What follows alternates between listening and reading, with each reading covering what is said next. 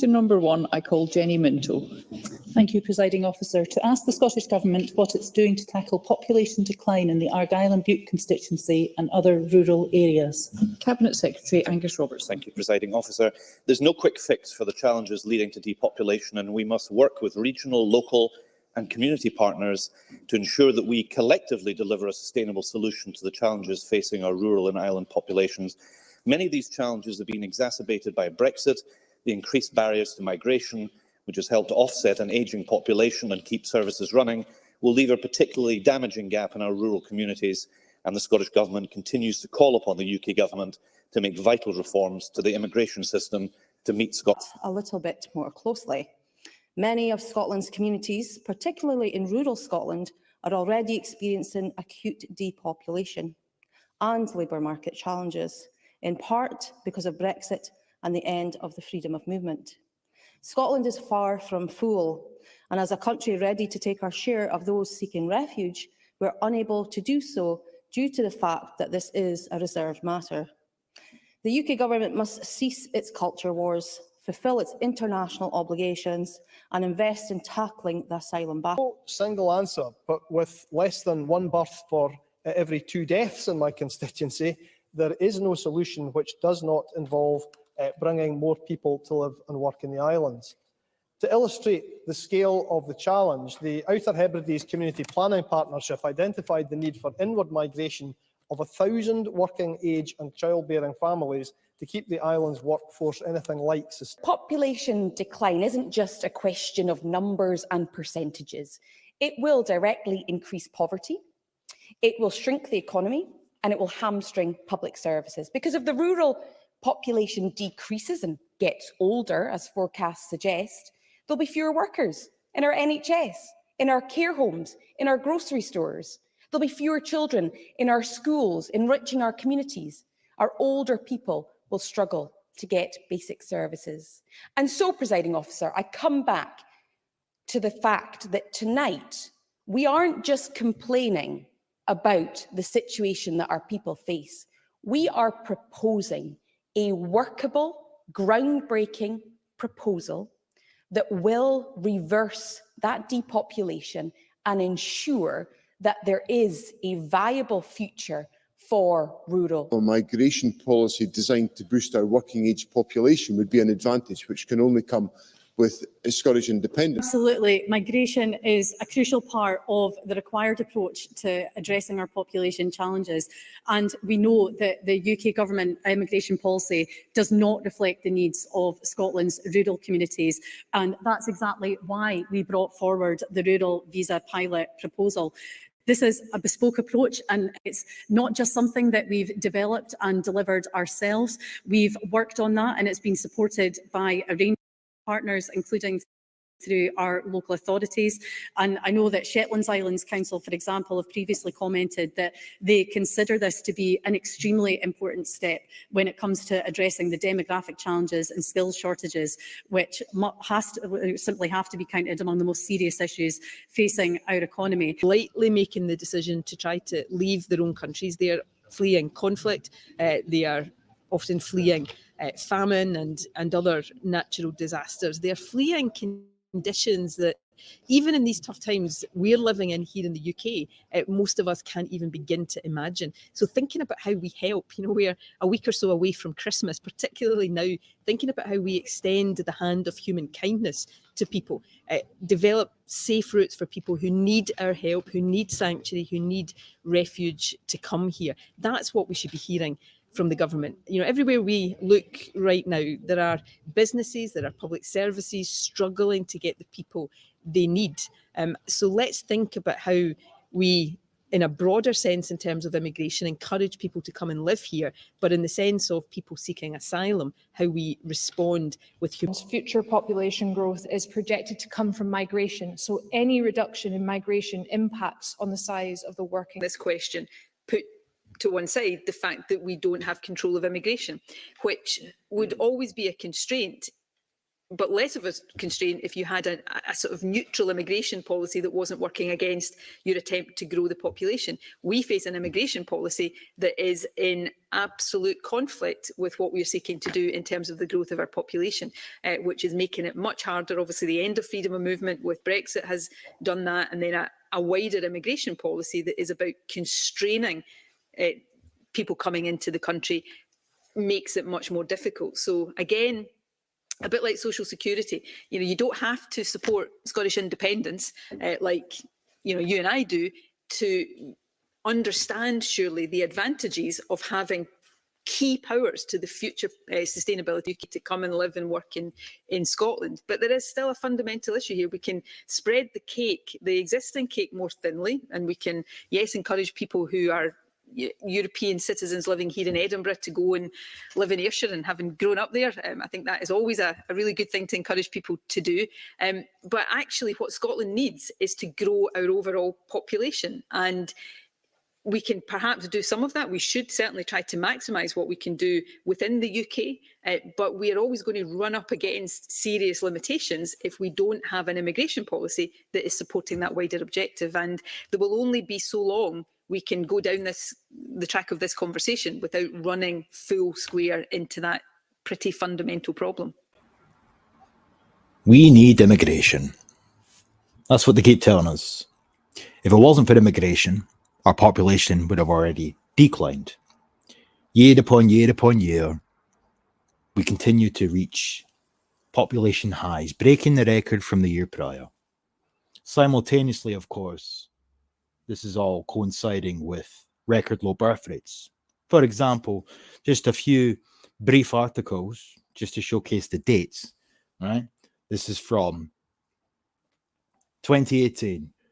Summer births at lowest level since records began in 1855, right? Or we can come to this one. Births in Scotland fall for the 12th year to a record low. That's 2021. Or we can come to this one from 2022. Birth rate, the second lowest since records began, where it goes on to elaborate there, saying 47,000 plus live births were registered in 2021. This was 2% higher than the previous year, but still the second lowest annual total since records began in 1855. This, as I said, all coincides with the fact that Scotland's population continues to grow. So much so, of course, that all of our projected population growth from this point onwards is immigration. It's funny how computer simulations can dictate the future of our country. We have to abide by what a computer model has spat out. But there's something that seems to be fundamentally ignored. It's short-sighted for all their best attempts to insinuate and insist and imply that they're thinking long-term about Scotland.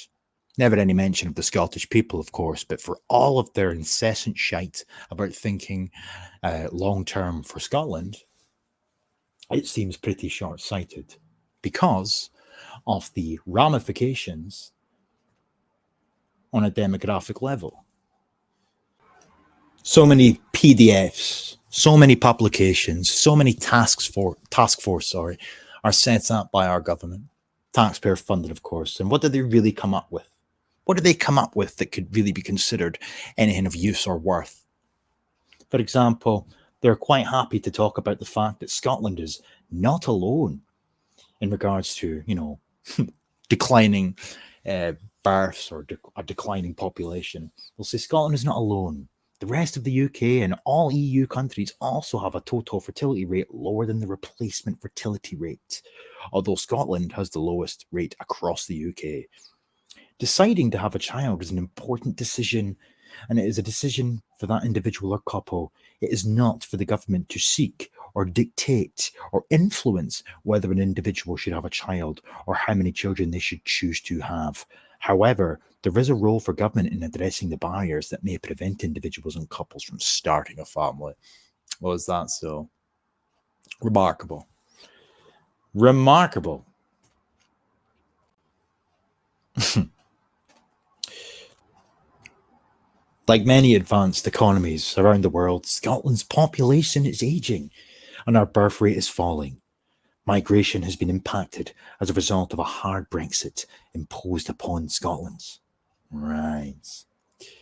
Always talking about an aging population, always talking about the need for immigration in order to rectify the issue of an aging population. Despite the positive migration story over recent years, the population of Scotland is aging, projected to begin to fall within the next decade. And as a result, we need solutions for this and for broader demographic change, because Scotland's population, like many other developed countries, is aging. Indeed, Scotland is the only UK nation where the overall population and the working age population are projected to decline, unless, of course, we have our own tailored immigration system. Everything that I have played in terms of the clips at the beginning, combined with everything that I've just briefly highlighted there, what's more insane? All of what I've just brought up there? Or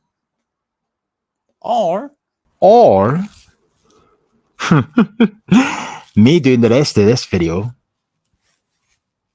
with a mask on? Of course, it's a rhetorical question.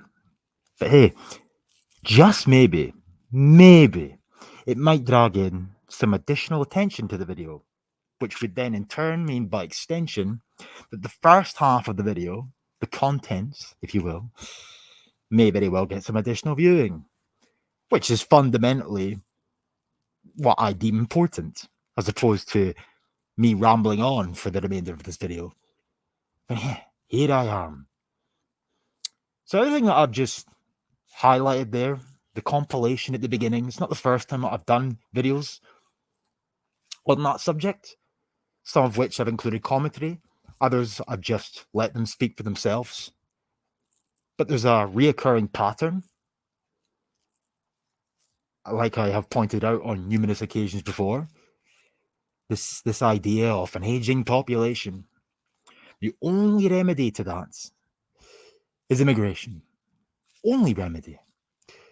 You know? Nobody ever seems to consider the long-term ramifications of what that means for us as a people.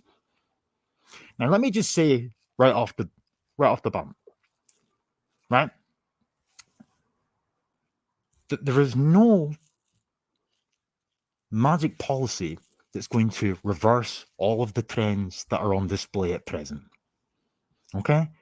Even if the government was the most authoritarian, pro-Scottish government that you could ever wish for, they cannot wave a magic wand and turn all of our woes around. Okay?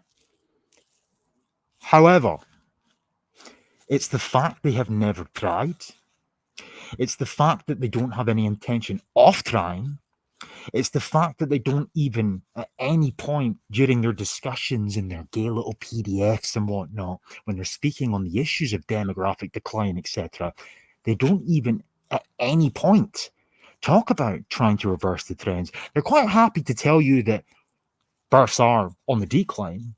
They're quite happy to point that out. Never any investigation or questions and whatnot into why that's occurring.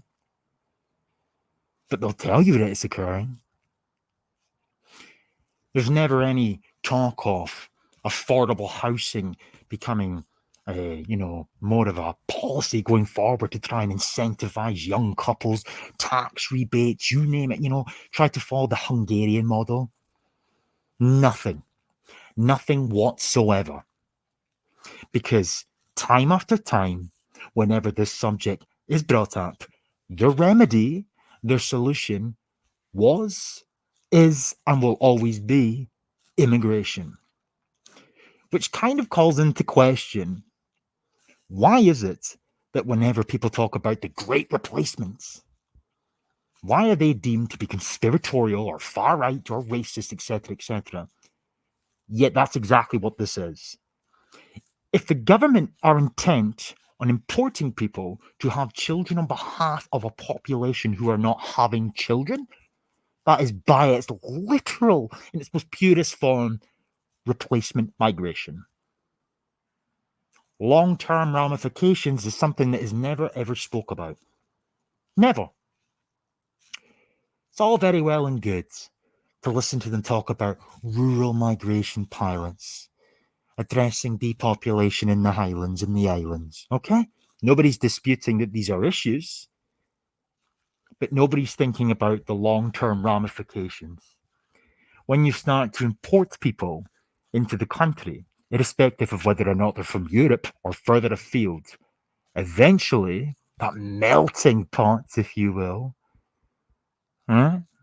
consume what remained of the Scots. Let's speak about the Scots for a split second. What about us, long term? Where's the concern from our government, our nationalist government? Where is the concern to for our longevity? If births are on a decline, record low births, and there's no indication that that's going to reverse anytime soon, it's just going to continue to get worse and worse and worse and worse. What does that mean for the Scots long term? Does that mean that we're just going to die out naturally? It would appear so, going by their projections. They're all happy to sit and speak about projections going forward, but they won't really get into the intrinsic details of their long-term projections, will they? Because they don't want to scare you. No. They're happy to talk about the future. They're happy to talk about all of their projections and what needs to be done, and if it's not done, this is what's going to happen, etc. But they don't really tell you about what that means for you and me. No. If you allow this to play out unabated, it means the end of the Scots. The end of the Scots as a people, as an ethnic group. Yes, of course, there's a diaspora out there, and diaspora is another fantastic thing that just came into my head there. Where is the fucking talk of getting the diaspora to come back, or even suggesting policies to try and encourage some of the diaspora to come back? According to the Scottish government, there's around about 40 million people across the world. So let's just say that's their estimation. Let's just say, for argument's sake, there's even 20 million or 25 million people out there with Scottish ancestry, right? Even if you were able to attract 1 million of them to come back, that would solve a lot of our problems, surely, no? And then you've got the likes of Angus Robertson sitting in our parliament talking about the diaspora, and they wish to redefine what diaspora means now. Why? Because it needs to be inclusive and diverse, etc., etc. The clip's on my channel, right?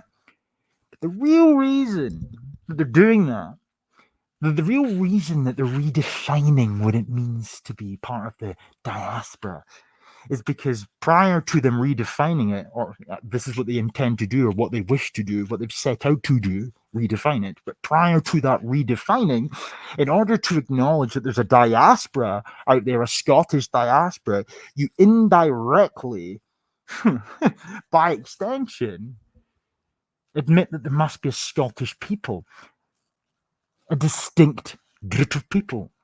How else could there be a diaspora? That's why the likes of Angus Robertson and whatnot have got that one covered, you know?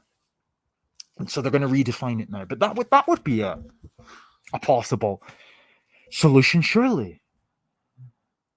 Put policies into place to try and attract the diaspora. But we can't be doing that, can we? No.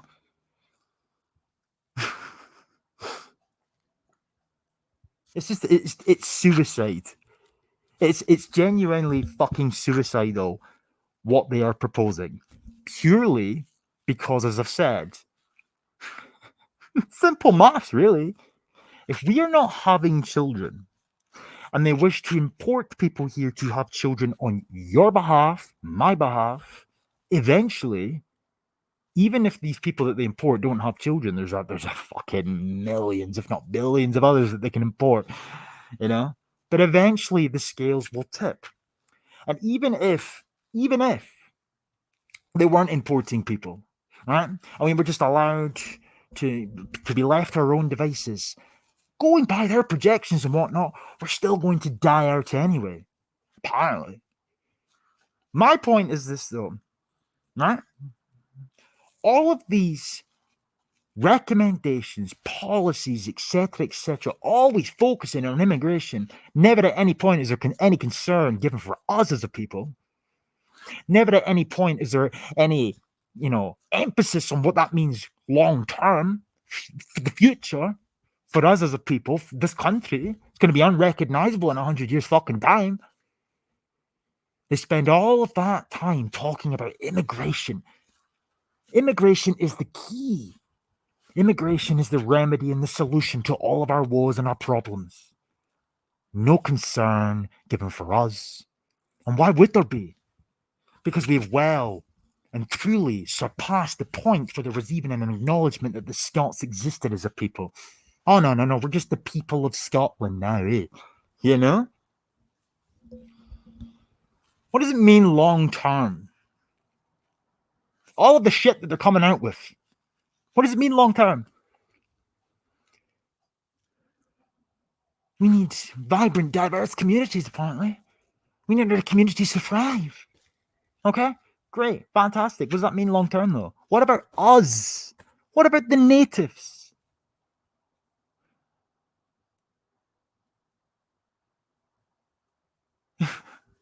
Exactly.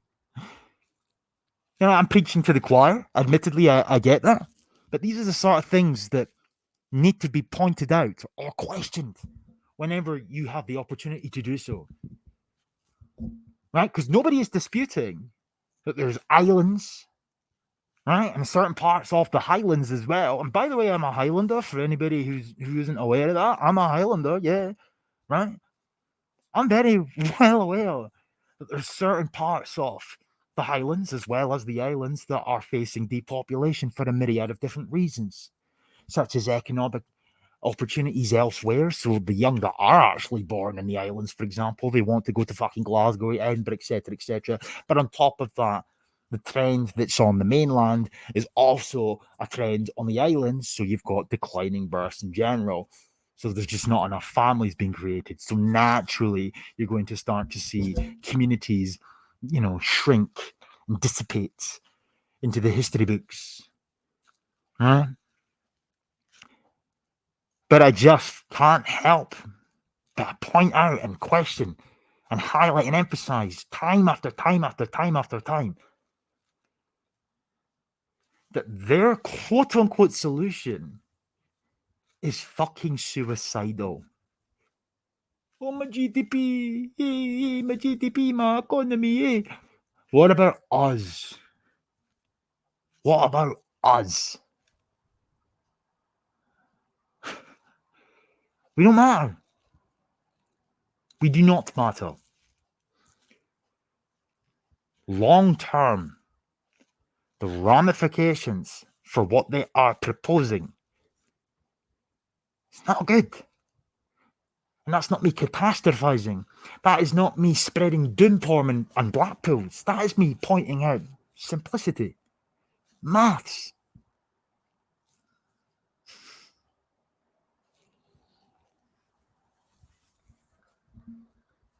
And this isn't obviously just a Scottish problem. This is happening in a good portion of European countries. Even Japan as well. But the solution across the board is replacement migration. That's why you see in schools now, they're trying to normalize immigration. This emphasis on moving away from Eurocentrism, etc. If you want to know what the future is going to look like, look at the fucking school textbooks and the curriculum, because the children are the adults of tomorrow. Some of the absolute horrors that they're being taught in school relate directly to what I've just spoken about for the past 14 minutes or so. Honestly. What about us? This is what I find remarkable about the SNP or nationalist gurus, It's them They are at the forefront of this. They are the ones that are hell-bent on getting this to be the reality. They want devolved immigration powers, right? And until they get devolved immigration powers, they treat the asylum system as their devolved immigration powers. You know? Scotland's ready to open its arms. So we're nowhere near full. You know? All those racist little Englanders. You know? They're just racist.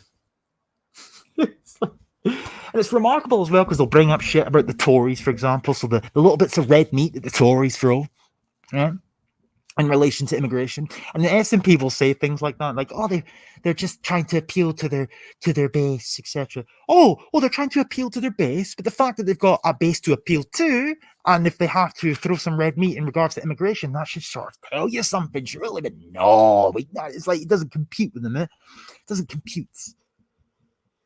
So on the one hand, it's just, the Tories are saying this, that, they're hostile environments, and it's all about throwing red meat for their base, pandering to their base. But have they got a base to pander to in the first place? You know? Because there's parts of England that have become absolutely unrecognisable. There's parts of fucking Scotland that are headed the same way. You know, back when I was a lot younger, I've been on YouTube now for what? It's 2024. I think my first video was like 2016 or something. I was in my very early 20s. Okay. Even before I ever made a video and whatnot, I used to watch a lot of people, and very, very quickly, it became clear to me that the issues that were in England were not just an English problem. They were also in Scotland. I was sort of sheltered up here in the Highlands. Right? But I knew that eventually the issues that were starting to emerge in Glasgow in particular, but Edinburgh too, would start to manifest in other parts of the country. And it's starting to find its way up to the Highlands now as well, you know? For the longest time, I have fucking observed it. I've seen it. I've worried about it from time to time. Eventually, every single part of the United Kingdom, as well as elsewhere, will be unrecognisable. So again, at what point do we question, what about us? And as I said, when I first turned this camera on or thereabouts, I'm not saying that you can force women to have children. Right? I'm not saying that. I'm not saying that a wand could be shaken about and everything will go back to the way that it should always have been. But this shit, immigration, because low births, this should be like your the only, this is the sort of thing that you should only ever actually seek to pursue if every other avenue has failed. But no. So, does make you wonder, eh? And as for the people that continuously call the SNP nationalists, seriously, what sort of nationalist government would just be so happy about the fact we're dying out? You know, no questions ever asked as to why we're dying out. They're happy to infest academia with their fucking cancer. Right? Why not have a happy medium? Promotes, teach the values of marriage and motherhood and whatnot in schools. No, we can't do that. We need to promote feminism and gender equality, and we need to teach children about the patriarchy. Yeah. In between lessons where we're trying to move away from Eurocentrism and normalizing, immigration.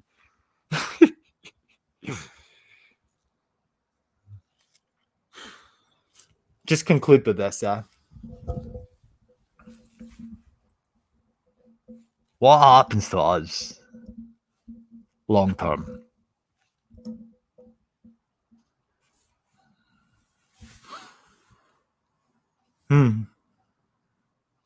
Peace.